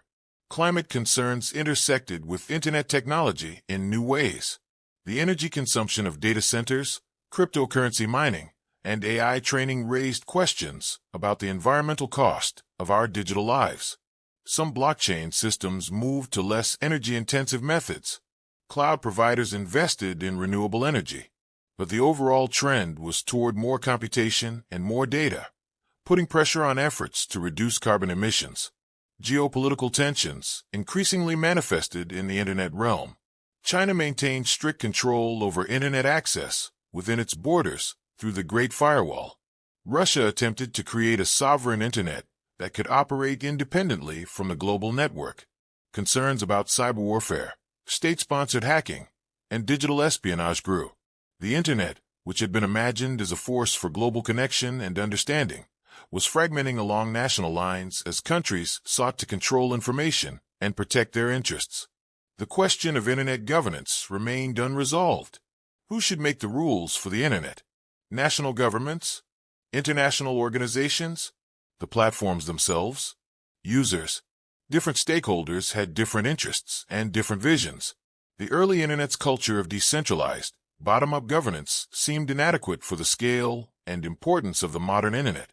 But what should replace it was hotly contested. As we move into 2025 and beyond, the internet stands at a crossroads. It has brought unprecedented benefits, instant global communication, access to vast knowledge, new economic opportunities, platforms for creativity and expression, and tools that enhance human capability. But it has also created serious problems: misinformation and polarization, privacy violations and surveillance, platform monopolies, mental health challenges, the erosion of shared truth, and questions about what it means to be human when so much of life is mediated by algorithms and screens. The fundamental questions facing the internet now are not primarily technical, but social and political.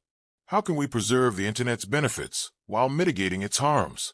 How can we ensure the internet serves human flourishing rather than just engagement metrics?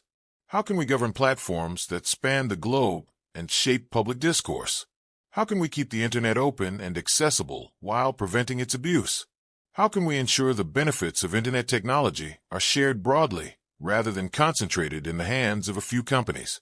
The history of the internet is not just a story of technological innovation, though that has been remarkable. It's a story of human ambition, creativity, and connection, but also of unintended consequences, power struggles, and the challenge of governing a technology that evolves faster than our institutions can adapt.